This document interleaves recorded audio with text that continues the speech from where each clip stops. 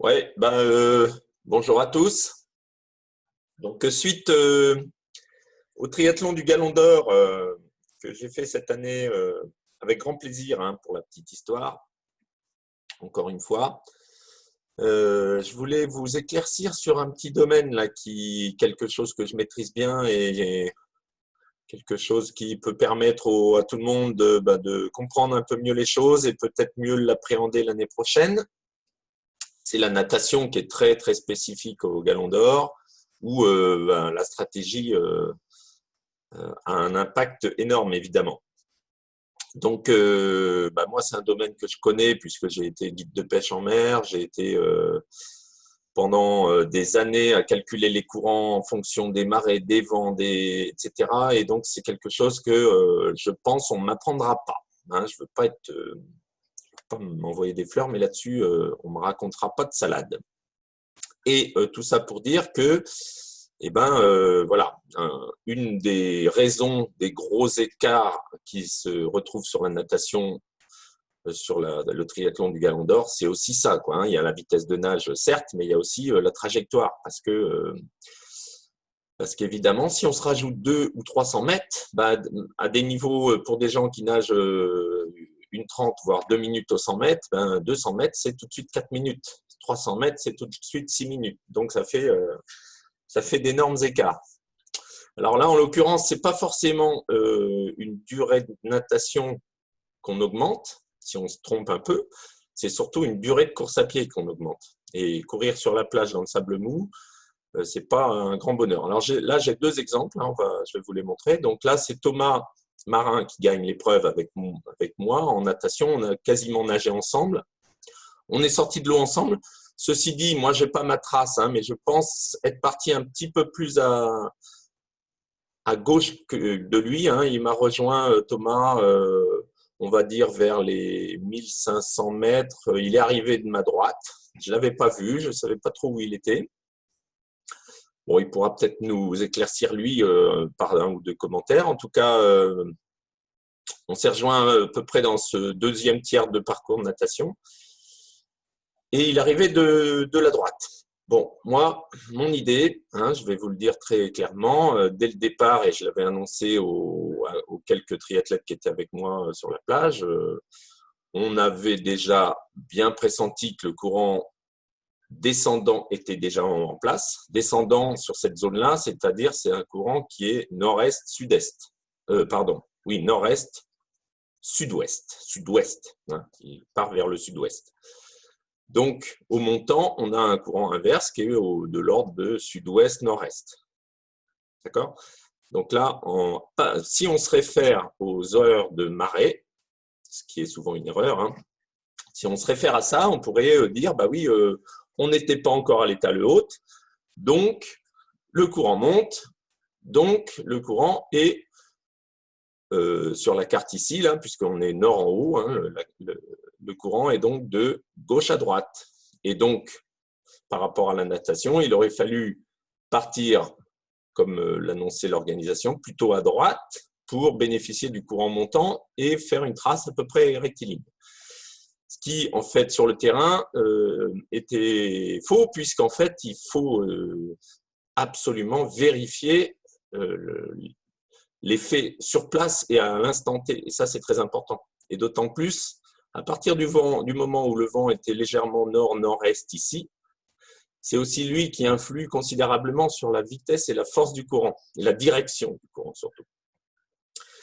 Et c'est ce qui peut créer un début de descendant plus tôt que la normale. On aurait pu avoir la même situation,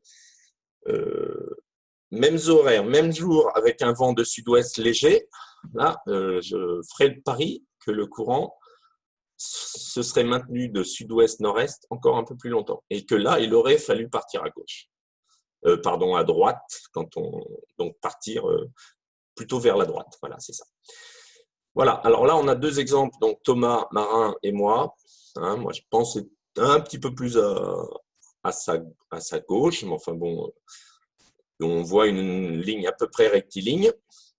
Et puis là, on a Rudy qui fait lui 6e à la course, qui a fait une natation finalement pas plus longue, mais qui part beaucoup plus sur la droite du parcours et qui donc se tape en course à pied peut-être 800 mètres de sable, quoi.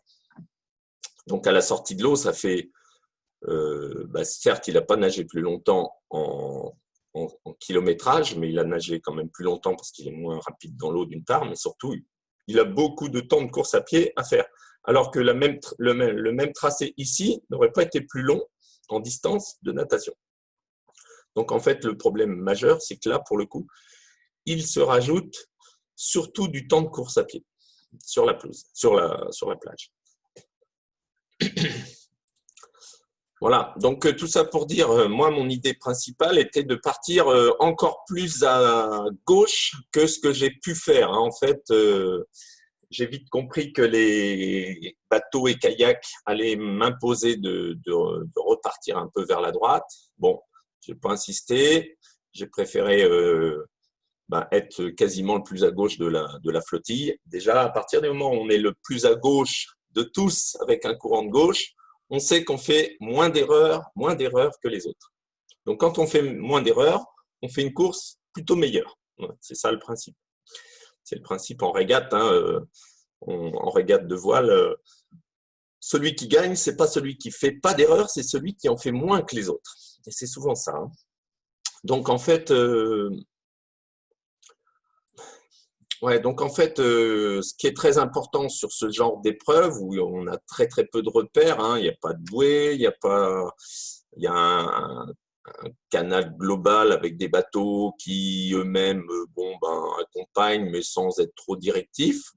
On peut partir sur des choix stratégiques radicalement différents. La preuve, sur les deux tracés, et je suis sûr que Rudy avait encore du monde sur sa droite, certainement. Donc, ce qui est très important, c'est d'avoir un plan stratégique très très bien conçu avant le départ, savoir à quoi on va sur quel tracé on veut se lancer et puis pour quelles raisons et puis surtout comment se repérer. Alors moi, ma technique, c'est que d'une part, je vous aide, ça sera pour vos futures épreuves, notamment ce genre d'épreuves. Notamment, moi, je me mets toujours un peu d'eau dans les lunettes. Alors, pourquoi? Parce que ça me permet, à chaque fois que je relève la tête, d'avoir des lunettes parfaitement propres. Donc, je les essuie en bougeant un poil la tête juste avant de regarder devant. Et ça me permet de voir très clair devant.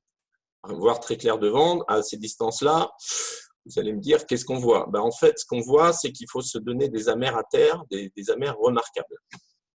Donc, si on a repéré, je ne sais pas, un château d'eau, une église, un truc qui est pas mal aligné, c'est bien, c'est bien. Là, pour le coup, il n'y en a pas, mais il y avait quand même un petit coteau un petit peu sur la gauche de la sortie de l'eau présumée, enfin souhaitée, on va dire. Et en fait, moi, c'était un peu ça que je voulais viser, partir un poil à gauche du tracé optimal théorique, en considérant que le petit courant latéral allait me replacer sur une ligne droite absolue. Parce que, de toute façon, la ligne droite absolue, c'est la trace la plus courte. Donc, ça veut dire que, globalement, on va nager un peu en travers du courant, mais ce qui compte, c'est la trace GPS, c'est celle qu'on voit là sur l'écran. C'est ça qui compte. Donc voilà, c'est donc prendre un amer à terre, très important, avant le départ, et puis s'y tenir, quoi. Parce que finalement, sinon, on se retrouve dans le cas de Rudy où on va chercher la côte, oui, mais chercher la côte, si on va la chercher 500 mètres, 800 mètres trop à droite, on finit par se taper de la course à pied sur le sable, ce qui est fatigant, et puis ce qui fait perdre énormément de temps, quoi. Voilà les enfants. Donc, voilà ce que j'en pense.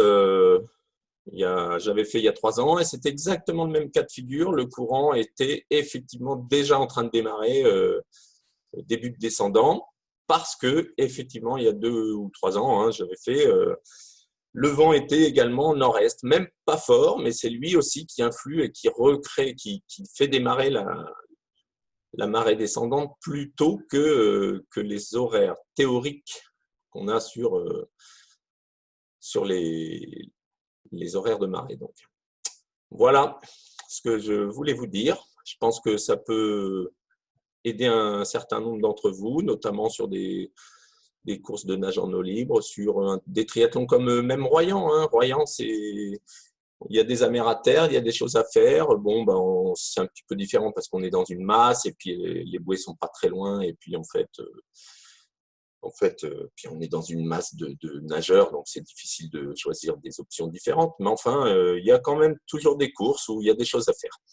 Donc réfléchissez-y bien, regardez vos traces sur Strava ou Garmin, etc. Et vous allez voir que et ben, finalement, les plus rapides nageurs, c'est aussi ceux qui ont fait la ligne droite la plus absolue, quoi. Hein. Voilà. Ceci dit, voilà, hein, Thomas et moi, on avait encore mieux à faire. Et comme je le disais, si moi, mais les bateaux m'avaient pas un petit peu obligé à partir un peu sur la droite, eh ben, je pense que je serais sorti là, juste au bout là. C'est ça qu'il fallait faire. Donc c'était bien, mais pas optimal.